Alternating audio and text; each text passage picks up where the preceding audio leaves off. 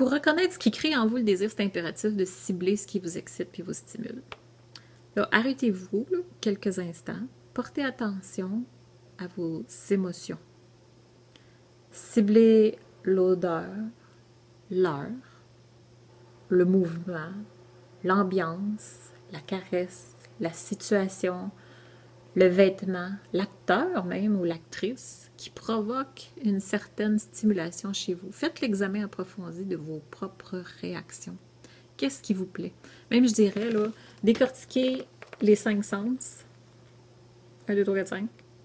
Qu'est-ce qui vous plaît? Qu'est-ce qui vous déplaît? Ce qui vous allume, ce qui vous éteint? Pour chacun des sens, pour que vous sachiez c'est quoi qui vient vous chercher puis qui vous stimule. Qu'est-ce qui vous plaît? Qu'est-ce qui vous excite? Ça, c'est un bon exercice à faire. Le désir sexuel s'est imprégné de la satisfaction anticipée d'un besoin ressenti comme intolérable. Il y a donc à la base un état de tension et d'excitation lié au souvenir du plaisir déjà éprouvé. Le désir, bien que naturel, se construit à partir d'expériences vécues dès le plus jeune âge et s'enrichit au cours de la vie sexuelle. Il rencontre des limites grâce au processus d'inhibition permettant une vie sociale. Par Christine Benoît, Rêves et fantasmes érotiques. Ce que ça veut dire, dans le fond, c'est que le désir sexuel, c'est parce qu'on projette, on imagine ce qui peut se passer, ce qu'on pourrait vivre, ce qu'on pourrait ressentir, et c'est accentué si on a du vécu. Ça veut dire que vu que si on l'a déjà expérimenté une fois, ben, on peut s'imaginer davantage qu'est-ce que ça peut faire. L'imagination, elle est très forte. On voit l'intensité. Hein? L'intensité, c'est dans la tête.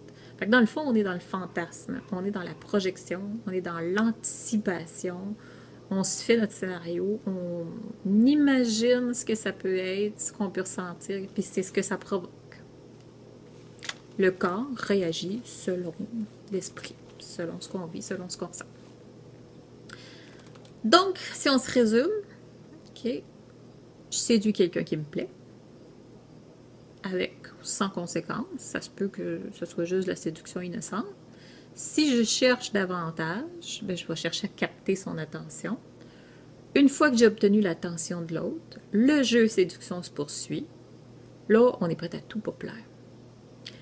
Possiblement, déjà, à cette étape, j'espère, il y a un désir qui s'est installé, mais sans plus. Qu'est-ce qui se passe ensuite? Parfois, on réalise que l'attrait de l'autre, c'est pas réciproque. Donc, on laisse tomber. Okay? Fait que notre jeu de séduction, même si l'autre nous intéresse beaucoup, ça n'a pas l'air d'avoir marché, on laisse tomber.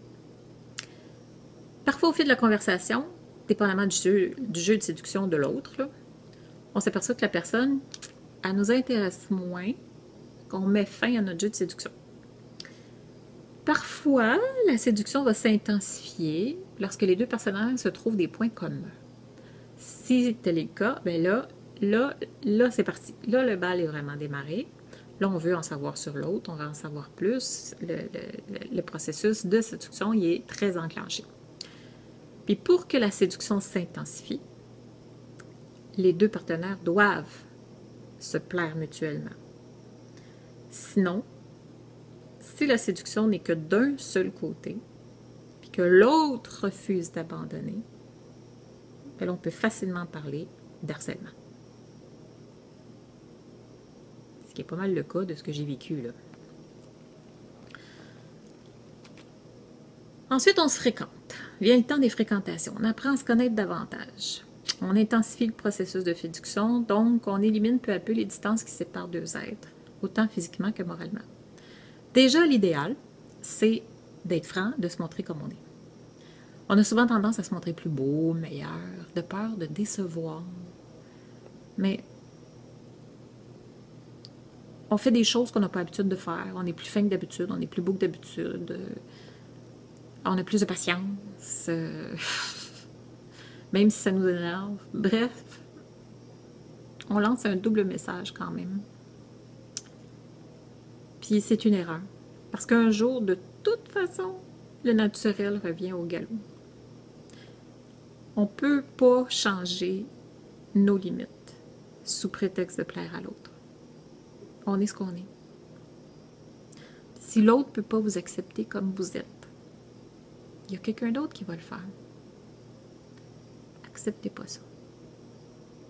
On peut par contre s'améliorer soi-même, devenir authentique, mais de grâce. Si déjà à cette étape, vous vous dites « Ah, il va changer avec le temps. Je l'aime. » Vous êtes dans le champ. Vous vous égarez complètement. Jamais vous pouvez changer quelqu'un. Jamais. Et plus vous allez vous respecter, plus ça va changer, par exemple, alentour de vous. Ça va être mieux. S'il y a quelque chose que j'ai appris, c'est que le seul pouvoir qu'on a sur l'autre, c'est le pouvoir indirect, inconscient d'influence. Ce qui veut dire, prêcher par l'exemple, si moi je me donne le droit d'exister, si moi je m'accorde de l'importance, ben ça donne le message à l'autre que lui aussi peut s'accorder de l'importance et exister. Si moi je m'accorde le respect, ça donne le message à l'autre de me respecter et de se respecter. Donc, il n'y a que moi qui peut changer moi-même. Et souvent, ça a des répercussions sur l'autre, mais ça ne nous appartient pas. Posez-vous la question. De quoi est-ce que je suis amoureux ou amoureuse? On est souvent amoureux de l'émotion qu'on ressent lors des fréquentations et non de la personne. On est amoureux de ce sentiment qui nous fait vibrer, pas nécessairement de la personne. À cette époque-là, à cette étape-là de la séduction aussi, c'est la passion. Okay? Quand le désir rentre en ligne de compte, souvent, très rapidement, la passion aussi peut embarquer. Dépendamment de l'intensité, dépendamment du niveau, parce que l'émotion, la passion, c'est le côté émotionnel dans le fond. Fait que du moment que le désir, il y a un côté émotion qui embarque, on peut parler de passion. Encore là, il y a des intensités au niveau de la passion, d'une relation à l'autre. Il y a plusieurs facteurs. Dans ce contexte-là, à ce niveau-là de la relation, la passion embarque à cause du côté attirance physique et découverte, nouveauté. Le superficiel, l'artifice, okay? C'est l'émotion intense, mais qui découle du désir. L'intensité de l'émotion va varier dépendamment de l'ardeur à laquelle on désire l'autre. Ça nous arrive souvent de penser que la passion que l'on ressent, que l'émotion que l'on ressent, c'est l'amour. Puis on ne cherche pas plus loin. Malheureusement, si on arrête là le processus de séduction, qu'on ne prend pas le risque de mieux connaître l'autre, bien, la passion s'éteint après un certain temps, puis parfois assez court. Là. Certaines personnes vont changer de partenaire à chaque fois que ça arrive parce qu'ils pensent que l'amour est éteint, parce qu'il n'y a plus de passion. Fait qu'ils vont chercher une flamme ailleurs. Mais ces gens sont en amour avec l'émotion de la passion et non pas avec la personne. Ils n'ont pas pris le temps de développer de relation. Là. Ils sont juste en amour avec la sensation, avec la découverte. Puis à un moment donné, ils vont se lasser, là, parce qu'à force de répéter, ça revient que c'est toujours au même. Là. Donc, qu'est-ce que la passion? La passion, c'est une émotion qu'on vit intensément. C'est un élan de propulsion vers l'autre qui nous pousse à nous abandonner afin de jouir pleinement. C'est une émotion qui est hyper convoitée, surtout si on l'a déjà vécu une fois. La passion, c'est quand même très étroitement lié au désir, mais ça demande certains ingrédients de plus pour vivre, survivre, revivre. Vu que c'est un élan, c'est une émotion, ça ne peut pas être constant. C'est comme la peur, c'est comme la peine, c'est comme la joie. T'sais, quand j'ai de la peine, ça ne peut pas durer tout le temps. Ça dure un certain temps, puis ça passe, puis c'est fini. Quand j'ai de la joie, ben, je suis toute contente, ben, ça ne dure pas éternellement. Je peux avoir une autre joie qui va venir, mais c'est pas toujours la même joie qui perdure des jours et des jours et des mois et des mois. Une émotion, c'est quand même court en fait de vie. Mais il y a des façons de faire vivre, revivre, attiser.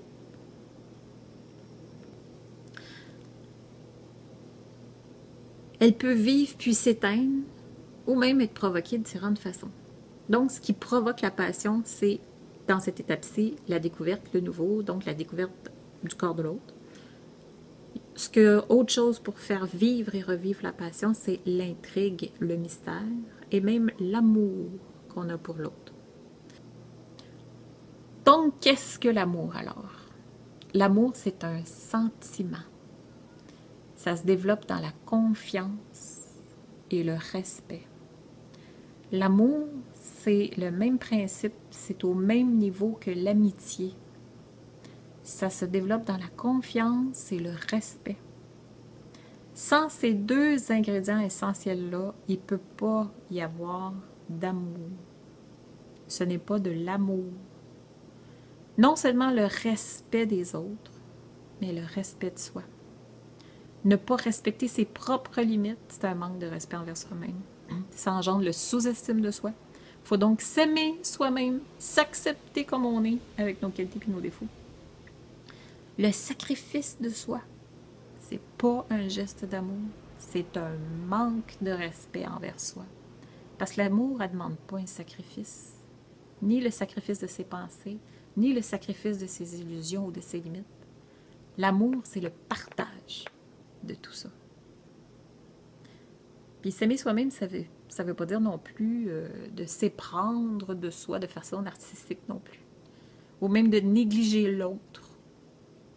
Mais s'accepter en tant que personne à part entière, digne de respect, digne d'être aimé et puis d'aimer. Ça semble évident, mais c'est pas le cas.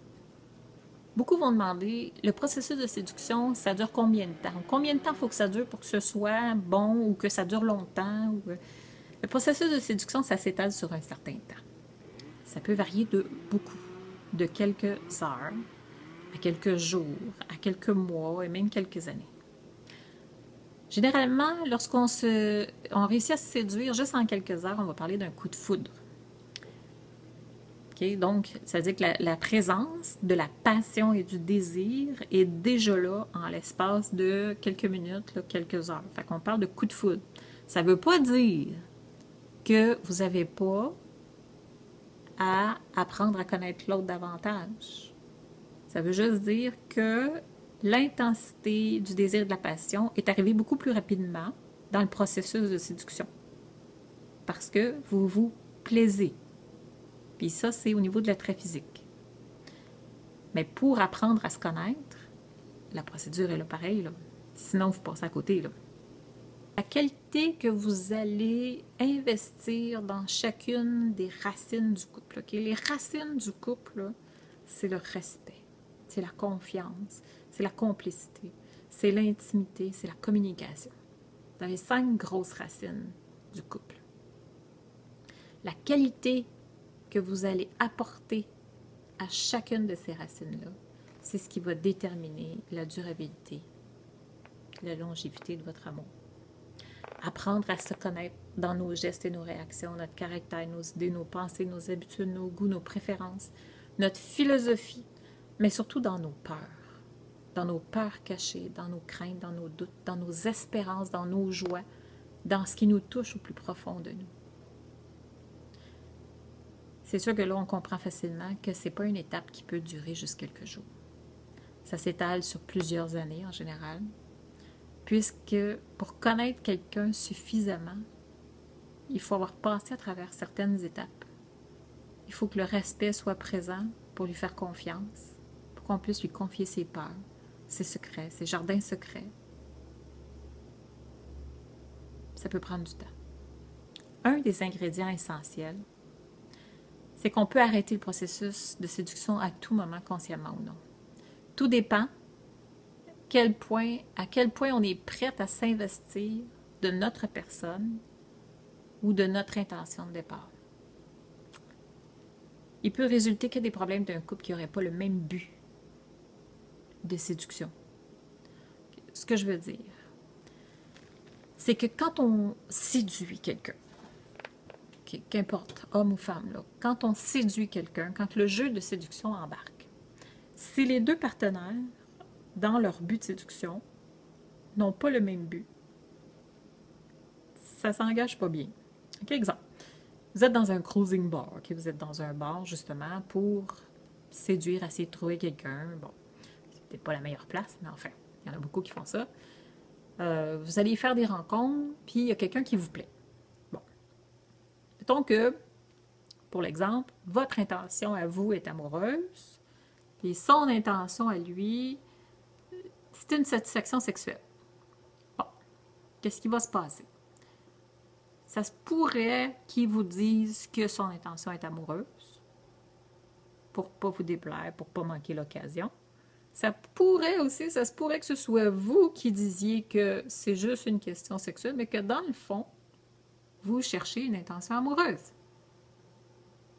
C'est important d'être clair dans votre but, d'être précis, là. Il y a des fortes chances qu'il y ait de la friction puis que ça explose. Ça ne marchera pas. En partant, vous n'avez pas le même but. Mais si par contre, les deux partenaires ont le même but,